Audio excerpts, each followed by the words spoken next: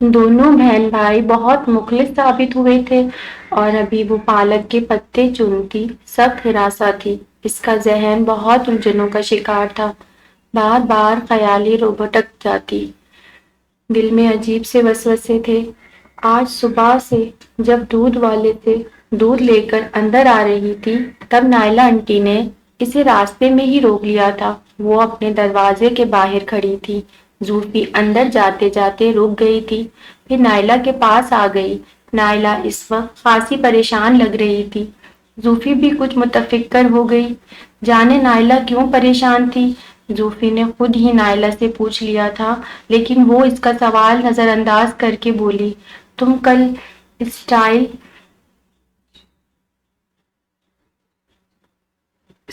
ان میں گئی تھی زوفی؟ نائلہ کا انداز کچھ کھوجتا ہوا تھا، ہلکی سی برہمی بھی جھلک رہی تھی۔ زوفی کا سر اسپات میں ہل گیا اور ساتھ ہی نائلہ کے چہرے کے رنگ بھی بدل گیا تھا۔ کس کے ساتھ؟ میران اور میں، زوفی نے کچھ چچکتے ہوئے بتایا تھا۔ نائلہ کی آنکھوں میں سخت ناگواری بھر گئی تھی۔ اس نے گہرا سانس کھینچ کر بے ساختہ ہی کہا تھا۔ تب ہی تو۔ نائلہ کچھ کہتے کہتے اچانک رک گئی۔ زوفی اس کے ادھورے جملے میں گھبرا گئی۔ کیا بات ہے آنٹی؟ اس نے متفکر انداز میں پوچھا تھا، کیونکہ نائلہ کے تاثرات بتا رہے تھے بات کچھ بڑی ہے۔ کچھ نہیں پوچھو تو بہتر ہے، تمہارا دل ہی جلے گا، تمہیں تکلیف ہی ہوگی، اور میں تمہیں کسی تکلیف میں نہیں دیکھ سکتی۔ نائلہ کی آواز بھرا گئی تھی، اس کی آنکھوں میں بھی نمکین پانی بھر گیا تھا، جو اس بات کی واضح نشانی تھا کہ نائلہ زوفی کے ساتھ کس حد تک مخلص تھی۔ آنٹی بتائیں نا، اب تو مجھے اور گھبراہٹ ہو رہی ہے۔ زوفی نے اصرار کیا، اب تو وہ کسی بھی صورت آنٹی سے پوچھ کر دم لے گی۔ جانے بات کیا تھی؟ ایسے لگ رہا تھا کوئی معمولی بات تو ہرگز نہیں ہوگی۔ سن کر اور بھی گھبراہٹ ہوگی۔ نہ پوچھو مجھ سے، اپنی اس زبان سے کیسے وہ لفظ ادا کروں جو ابھی ابھی سن کر آئی ہوں۔ نائلہ نے دوپٹے کا کونا پکڑ کر اپنی آنکھیں مسلتے ہوئے کہا تھا۔ زوفی کا دل اور بھی گھبرا گیا۔ کیا سنا ہے؟ کس نے کیا کہہ دیا؟ بس لوگوں کو لمبی زبانیں ہیں، کس کس کو پکڑ سکتے ہیں، کس کس کو روک سکتے ہیں۔ نائلہ ترشی سے کہتے ہوئے زوفی کے ہاتھ سے دودھ لے کر اندر فریج میں رکھ آئی تھی، پھر زوفی کا بازو پکڑ کر صوفے پہ بٹھا دیا۔ نائلہ کس بات کی طرف اشارہ کر رہی تھی؟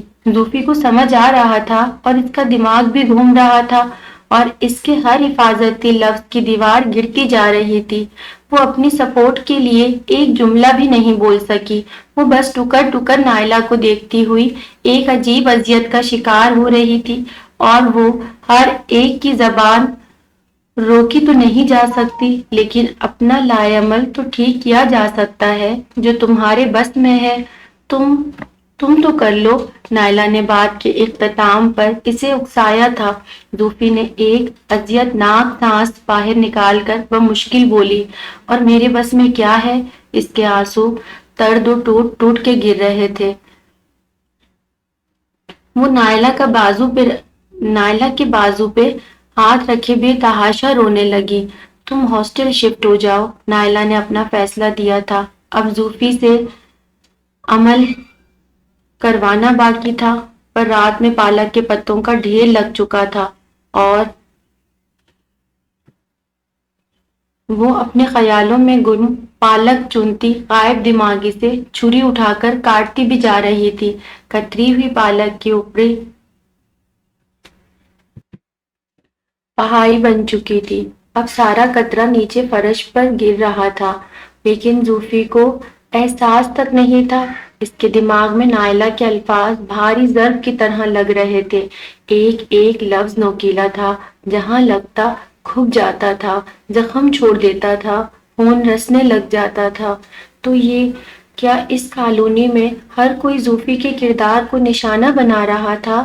اس کے دادا کی بنائی عزت کو در پر دے کر چوکے لگائے جا رہے تھے۔ ہر کوئی میران اور زوفی کے تعلق کے ابھار کو دوسروں کی نظروں میں سوالیہ نشان بنا رہا تھا، اور لوگ زوفی کو کیا سمجھ رہے تھے، وہ ان کے گاؤں میں ان کی نگاہوں میں کس سطح تک آ رہی تھی۔ زوفی کو لگ رہا تھا وہ دمکتے انگاروں پر چل رہی ہے، اور لوگ اس کے راستوں میں آگے بڑھ بڑھ کر کوئلے بکھیر رہے تھے۔ اسی لیے جب میران اچانک گھر آیا اور اس نے زوفی کو چھیڑ دینے کی غلطی کی، تب زوفی بھی جیسے پھٹ پڑی تھی، گو کہ اس نے بس چائے مانگنے کی غلطی کر دی تھی۔ زوفی تو 7 پتھر اٹھا کر پیچھے لپکی۔ میں کسی کی نوکر نہیں ہوں، اس نے جن بھن کر بے انتہا غصے میں کہا تھا۔ میران اس کے قریب صوفے پر بیٹھتا بیٹھتا چونک گیا۔ یہ زوفی کو کیا ہوا؟ اس طرح کیوں کر رہی ہے؟ اس کی طبیعت تو ٹھیک ہے، وہ خاصا متفکر لگ رہا تھا۔ زوفی تم ٹھیک ہو؟ طبیعت تو ٹھیک ہے نا؟ اٹھو چائے بنا دو۔ میران نے نرمی سے دوبارہ پوچھ لینے کی غلطی کر لی تھی۔ زوفی کا پارا اور بھی سوا نیزے تک چلا گیا تھا۔ مجھے 170 ڈگری بخار چڑھا ہوا ہے۔ آئی سمجھ میں بات؟ مجھ سے چائے نہیں بنتی، اور میں کسی کی نوکر نہیں ہوں۔ اس نے کٹی ہوئی پالک کا اور بھی قطرہ کرنا شروع کر دیا تھا۔ میران دک بیٹھا رہ گیا۔ پھر اس نے کچھ وقت سنبھل کر کہا تھا، یہ تو میں بھی جانتا ہوں تمہیں 170 ڈگری بخار ہوگا، ورنہ ایسا غصہ تو کبھی نہیں چڑھا۔ وہ ملائمت سے بولا تھا، اور جہاں تک نوکر کی بات ہے تو میری نوکر تم ہی تو ہو، چاہے مانو یا نہ مانو۔ اس نے جان بوجھ کر ہلکا پھلکا انداز اپنایا تھا تاکہ اس کا پارا کم کر سکے، لیکن یہ پارا کم ہونے کے بجائے اور بھی چڑھ گیا تھا۔ مجھ سے کچھ نہیں ہوتا، اپنی چائے خود بنا لیں، اس نے ترختے ہوئے کہا تھا۔ میران گہرا سانس بھر کر رہ گیا۔ وہ اس کے غصے کی وجہ تلاشنا چاہتا تھا۔ پہلے تو کبھی زوفی کو اس طرح کا غصہ نہیں آیا تھا۔ وہ تو اچھی بھلی بدتمیز لگ رہی تھی۔ جانے اسے کیا ہوا تھا؟ کالج میں تو کوئی مسئلہ نہیں تھا، وہ سوچتا ہوا کچھ متفکر ہو گیا تھا۔ آج چائے خود بنا لیتا ہوں، کل کہوگی کھانا بھی خود بنا لو، پھر کپڑے بھی خود دھولنے پڑیں گے۔ خیر تو ہے نا؟ میران نے کچھ گفتگو کا اظہار کیا۔ تو عادت ڈالیں اپنے کام خود کرنے کی۔ اس کا منہ پھول گیا۔ غصہ اب قدرے کم تھا، لیکن انداز وہی، سابقہ ہنوز برہم اور اچھا بھلا۔ اٹھتے اٹھتے وہ دوبارہ بیٹھ گیا تھا۔ تم کہاں جا رہی ہو؟ اس کے لہجے میں واضح طور پر اچنبھا اور برہمی تھی۔ زوفی نے ترچھی نگاہ سے اسے دیکھا۔ آپ کو اندازہ ہو جائے گا، مطلب؟ میران نے بھویں سکیڑ لی تھی، جو اس کے واضح طور پر ناگواری کی طرف اشارہ تھا۔ مطلب یہ کہ آپ مجھے کسی ہاسٹل شفٹ کروا رہے ہیں؟ اس کا انداز ڈوک تھا۔ میران کا میٹر ہی گھوم گیا۔ اس کے حواسوں پہ جیسے بم گرا تھا۔ وہ آنکھوں میں بے یقینی بھرے اسے دیکھتا جا رہا تھا، جیسے اسے زوفی کی دماغی حالت پہ شبہ ہو۔ ہاسٹل؟ مگر کیوں؟ میران نے بمشکل حواس درست کرتے ذرا سخت لہجے میں پوچھا۔ میں اب اس گھر میں نہیں رہ سکتی۔ یہاں لوگ ہمارے بارے میں باتیں بناتے ہیں، میری بے عزتی کر رہے ہیں، وہ ہم دونوں پر انگلی اٹھاتے ہیں، ہر ایک کے سامنے ہم سوالیہ نشان بن رہے ہیں، کیونکہ ہمارا ایک گھر میں رہنا قطعی طور پر یہ مناسب نہیں ہے۔ لوگوں کی زبانیں نہیں روکی جا سکتی، لیکن میں اپنے اوپر اگر کسی کو گند گرانے نہیں دوں گی۔ زوفی جیسے پھٹ پڑی تھی۔ اب کے میران کے تنے تاثرات بھی کچھ ڈھیلے پڑے تھے۔ وہ کیا سمجھ رہا تھا اور بات کیا نکل رہی تھی؟ اور یہ زوفی کو کس نے کہا؟ کس نے بکواس کی اور کیوں کی؟ یہ تو تصور بھی نہیں کر سکتا تھا کہ اس کالونی میں کوئی میران پر انگلی اٹھائے۔ ان کے دادا اس کالونی کے معزز شخصیات میں سے شمار ہوتے تھے۔ پوری کالونی میں ان کی بہت عزت تھی، لوگ دادا کو جھک جھک کر سلام کرتے تھے۔ اس طرح میران سے بھی بہت محبت اور عزت سے ملتے تھے۔ اس نے تو آج تک کسی کی زبان سے کوئی برا لفظ نہیں سنا تھا۔ پھر یہ زوفی کہاں کیا کہہ رہی تھی؟ اس کا ذہن قبول نہیں کر پا رہا تھا، اور ابھی کل کی بات ہے، بخاری صاحب کی بیوی میران کو روک کر زوفی کے بارے میں پوچھ رہی تھی۔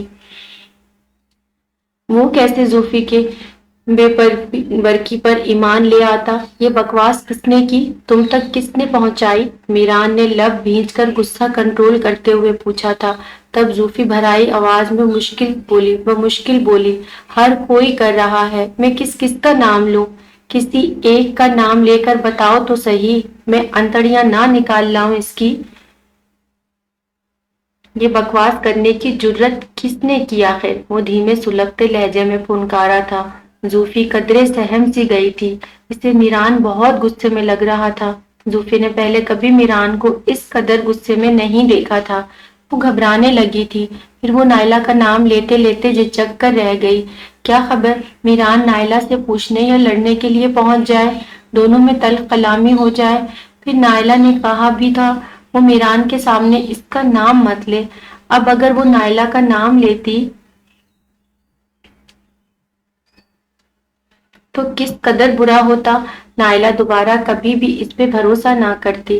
سب کے نزدیک ہمارا تعلق سوالیہ نشان ہے۔ دادا کے مر جانے کے بعد ہمیں ایک گھر میں نہیں رہنا چاہیے تھا۔ وہ سو کرتی نائلہ کی ایک بات کو دہرا رہی تھی۔ میری کس قدر انسلٹ ہو رہی ہے۔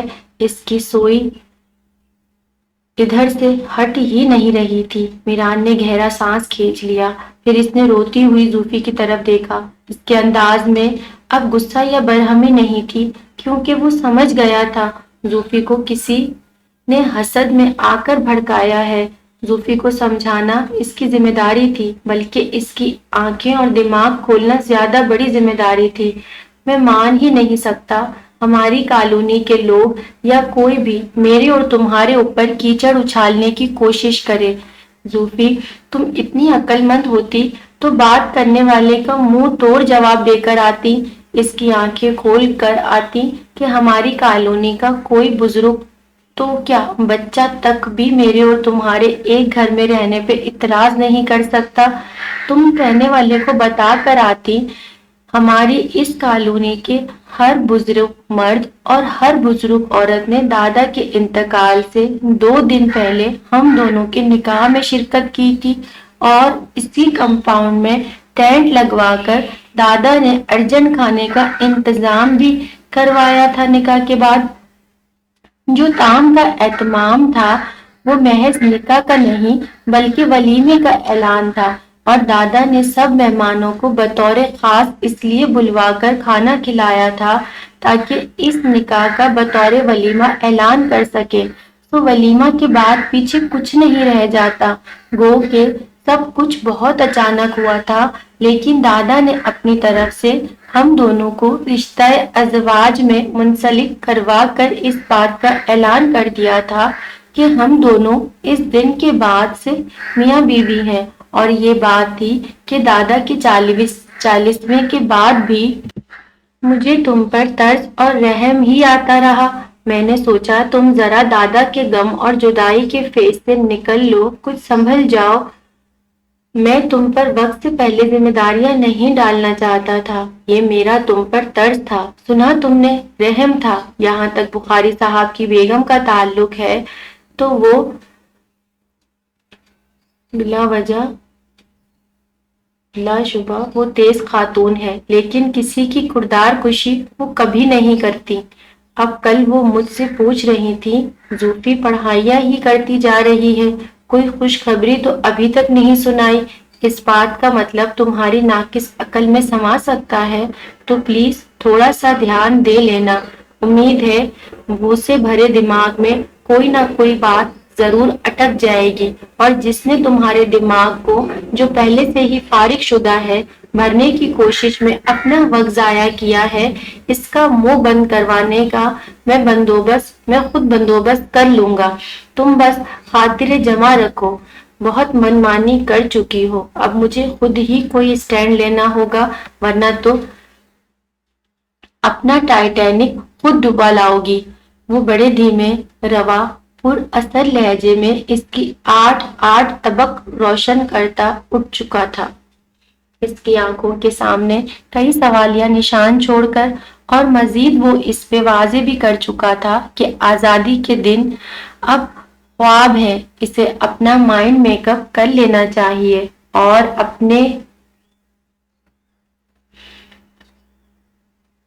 کمرے سے میران کے کمرے تک ہجرت کے لیے ذہنی طور پہ تیار ہو جانا چاہیے۔ لیکن ان ساری کھری باتوں کو ایک طرف رکھ کر وہ محض ایک سوئی میں پھنس چکی تھی۔ اس کا ذہن وہاں سے ہٹ ہی نہیں رہا تھا، میران کے لفظوں کو نظر انداز کر ہی نہیں پا رہی تھی۔ یہ میرا تم پر ترس تھا زوفی کو یہ لفظ اچانک چابک کی طرح لگ رہے تھے، کوڑوں کی طرح پڑ رہے تھے۔